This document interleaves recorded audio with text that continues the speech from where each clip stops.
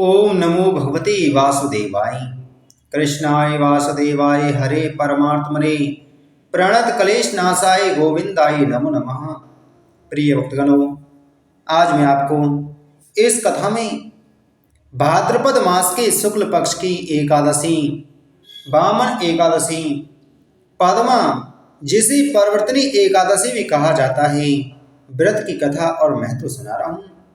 भाद्रपद मास के शुक्ल पक्ष की पद्मा एकादशी, जिसे परिवर्तनी एकादशी तथा वामन जयंती एकादशी भी कहा जाता है, का हिंदू धर्म में विशेष महत्व होता है। यह व्रत सभी पापों के शमन, मोक्ष की प्राप्ति एवं आध्यात्मिक उन्नति के लिए श्रेष्ठ माना गया है। इस दिन भगवान विष्णु वामन रूप में पूजे जाते हैं और मानता है कि चतुर्मास के दौरान जो इस तिथि को करवट बदलते हैं, जिससे इसी परिवर्तनी एकादशी भी कहते हैं। शास्त्रों के अनुसार श्रद्धा एवं विधि पूर्वक किए गए इस व्रत के प्रभाव से व्यक्ति के सभी पाप नष्ट होते हैं और धर्म व पुण्य की प्राप्ति होती है।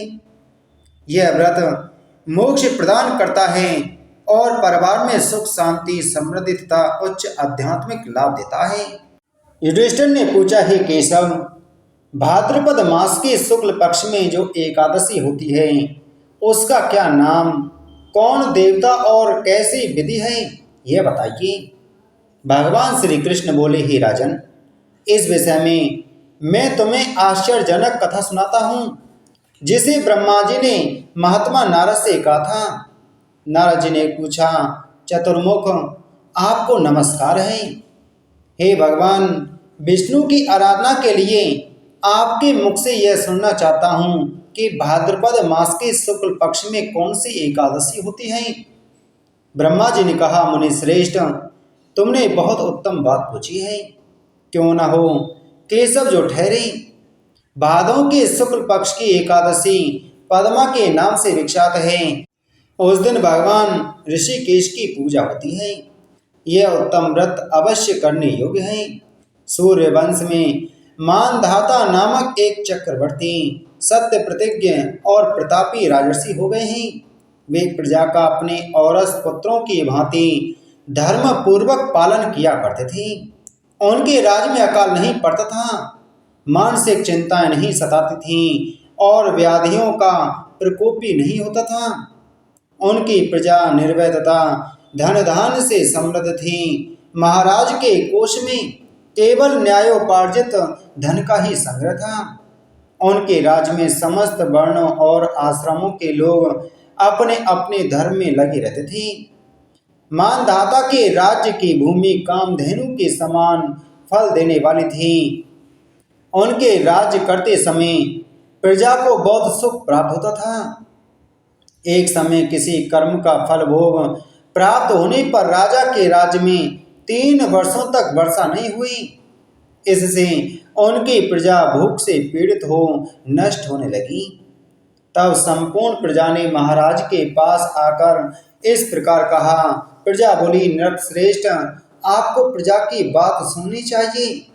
पुराणों में मनीषी पुरुषों ने जल को नारा कहा है।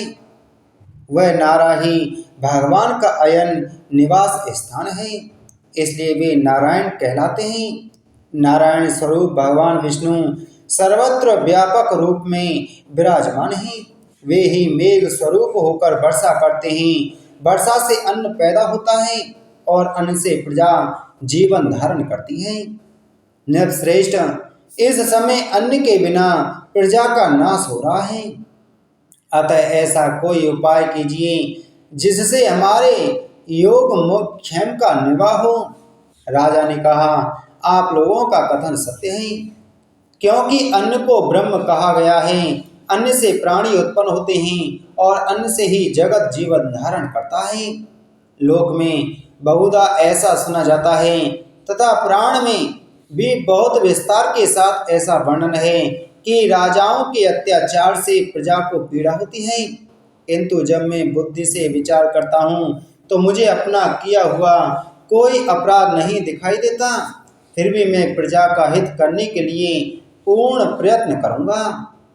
ऐसा निश्चय करके राजा मानधाता इन्हें गिने व्यक्तियों को साथ लें, विधाता को प्रणाम करके सघन वन की ओर चल दिए। वहां जाकर मुख्य मुख्य मुनियों और तपस्वियों के आश्रमों पर घूमते फिरे। एक दिन उन्हें ब्रह्मपुत्र अंगिरा ऋषि का दर्शन हुआ। उन पर दृष्टि पड़ते ही राजा हर्ष में भरकर अपने वाहन से उतर पड़े और इंद्रियों को वश में रखते हुए दोनों हाथ जोड़कर उन्होंने मुनि के चरणों में प्रणाम किया। मुनि ने भी स्वस्ति कहकर राजा का अभिनंदन किया और उनके राज्य के सातों अंगों की कुशल पूछी। राजा ने अपनी कुशल बताकर मुनि के स्वास्थ्य का समाचार पूछा। मुनि ने राजा को आसन और अर्घ्य दिया।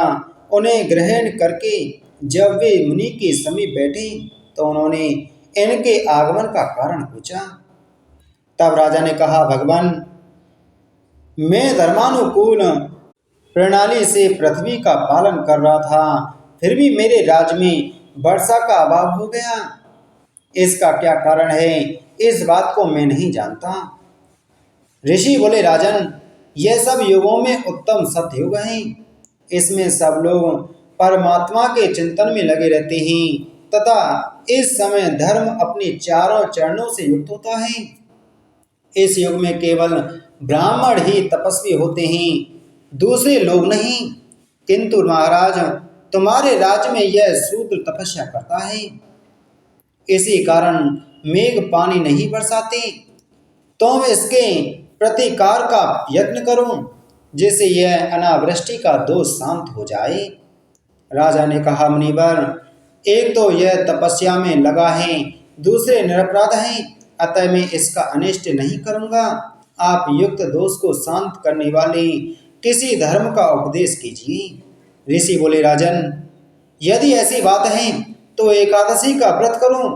भाद्रपद मास के शुक्ल पक्ष में जो पद्मा नाम से विख्यात एकादशी होती है, उसके व्रत के प्रभाव से निश्चय ही उत्तम वृष्टि होगी। नरेश, तुम अपनी प्रजा और परिजनों के साथ इसका व्रत करो। अंगिरा ऋषि बोले कि हे राजन, मैं तुम्हें एक आश्चर्यजनक कथा सुनाता हूँ। प्राचीन समय में काशी नगरी में एक ब्राह्मण परिवार रहता था। वह ब्राह्मण अत्यंत विद्वान, वेद शास्त्रों का ज्ञाता और धर्मनिष्ठ था, परंतु उसका जीवन दरिद्रता से ग्रसित था। दिन प्रतिदिन वह अपने परिवार का पालन करने में असमर्थ होता जा रहा था। उसके पास इतने भी साधन नहीं थे कि वह प्रतिदिन का भोजन ठीक से जुटा सके। पत्नी भूखी सो जाती, बच्चे अन्न के अभाव में रोते रहते। उस ब्राह्मण ने अनेक देवताओं की आराधना की, दान पुण्य भी किया, किंतु दरिद्रता का दुष्चक्र टूटने का नाम ही नहीं ले रहा था। एक दिन वह ब्राह्मण दुखी मन से गंगा तट पर गया और प्रभु से प्रार्थना करने लगा, हे नारायण, हे करुणा निधान, यदि आप दीनों पर दया नहीं करेंगे तो संसार में कौन करेगा। मैं आपके चरणों में शरणागत हूँ। मेरी दरिद्रता दूर कर मुझे अपने भजन कीर्तन के योग्य बनाइए। वह कई दिन तक उपवास और प्रार्थना करता रहा। अंततः भगवान विष्णु ने उसकी प्रार्थना सुन ली। एक रात्रि स्वप्न में श्री हरि विष्णु प्रकट हुए। उन्होंने दिव्य मुस्कान के साथ ब्राह्मण से कहा, वत्स, तू दुखी मत हो। तेरी दरिद्रता का कारण तेरे पूर्व जन्म के कर्म हैं। तूने बहुत से पुण्य तो किए, परंतु कभी भी एकादशी व्रत नहीं किया। इस कारण तुझे दरिद्रता का दंड भोगना पड़ रहा है। यदि अब तू भाद्रपद शुक्ल पक्ष की परिवर्तनी एकादशी का व्रत श्रद्धा पूर्वक करेगा तो तेरी सारी दरिद्रता दूर हो जाएगी और तेरा जीवन सुख समृद्धि से भर जाएगा। इतना कहकर प्रभु अंतर्ध्यान हो गए। सुबह होते ही ब्राह्मण ने अपने परिवार को यह स्वप्न सुनाया। उसकी पत्नी ने प्रसन्न होकर कहा, प्रभु का आदेश मिला है तो अवश्य ही हमें व्रत करना चाहिए। भाद्रपद शुक्ल एकादशी के दिन ब्राह्मण ने विधि विधान से व्रत रखा। प्रातः स्नान कर गंगा जल से आचमन किया। भगवान विष्णु का पीतांबर, शंख, चक्र और गदा धारण किए हुए स्वरूप का ध्यान किया। घर में तुलसी दल और पुष्पों से प्रभु की पूजा की। पूरे दिन व्रत और प्रभु के नाम का कीर्तन किया। उसने रात्रि में जागरण किया और अगले दिन द्वादशी को व्रत का समापन कर ब्राह्मणों को भोजन कराया और दक्षिणा दी। उस व्रत के प्रभाव से उसके घर में चमत्कार हुआ। अचानक अन्न धान्य की प्राप्ति होने लगी। लोग दूर दूर से उसके पास यज्ञ और पूजा करवाने आने लगे। उसकी दरिद्रता धीरे धीरे समाप्त हो गई और वह सुख समृद्धि से परिपूर्ण हो गया। सबसे बड़ा लाभ यह हुआ कि उसके हृदय में भगवत भक्ति की गंगा बहने लगी। वह निरंतर प्रभु के नाम का स्मरण करने लगा। भगवान विष्णु ने स्वयं कहा है, जो मनुष्य भाद्रपद शुक्ल एकादशी का व्रत करता है उसके समस्त पाप नष्ट हो जाते हैं। दरिद्रता, कलेश, रोग और संकट दूर हो जाते हैं। यह व्रत स्वर्ग, मोक्ष और भगवत भक्ति प्रदान करने वाला है। ऋषि ने कहा कि हे राजन, अब तुम भी अपने नगर को लौट जाओ और भक्ति के साथ यह व्रत करो। ऋषि का यह वचन सुनकर राजा अपने घर लौट आए। उन्होंने चारों वर्णों की समस्त प्रजाओं के साथ भादों के शुक्ल पक्ष की पद्मा प्रवर्तनी एकादशी का व्रत किया। इस प्रकार व्रत करने पर मेघ पानी बरसने लगे, पृथ्वी जल से आल्पावित हो गई और हरी भरी खेती से शोभित होने लगी। उस व्रत के प्रभाव से सब लोग सुखी हो गए। भगवान श्री कृष्ण कहते हैं, राजन, इस कारण इस उत्तम व्रत का अनुष्ठान अवश्य करना चाहिए। पद्मा एकादशी के दिन जल से भरे हुए घड़े को वस्त्र से ढककर दही और चावल के साथ ब्राह्मण को दान देना चाहिए। साथ ही छाता और जूता भी देने चाहिए। दान करते समय निम्नांकित मंत्र का उच्चारण करें। नमो नमस्ते गोविंद बुद्ध श्रवण संज्ञक अगोघ संज्ञकम कृत्वा सर्व सौक्ष प्रदो भव भुक्ति मुक्ति प्रदश्चैवं लोका नाम सुखदायक। बुधवार और श्रवण नक्षत्र के योग से युक्त द्वादशी के दिन बुद्ध श्रवण नाम धारण करने वाली भगवान गोविंद आपको नमस्कार है, नमस्कार है। मेरे पाप राशि का नाश करके आप मुझे सब प्रकार के सुख प्रदान करें। आप पुण्यात्मा जनों को भोग और मोक्ष प्रदान करने वाले तथा सुखदायक हैं।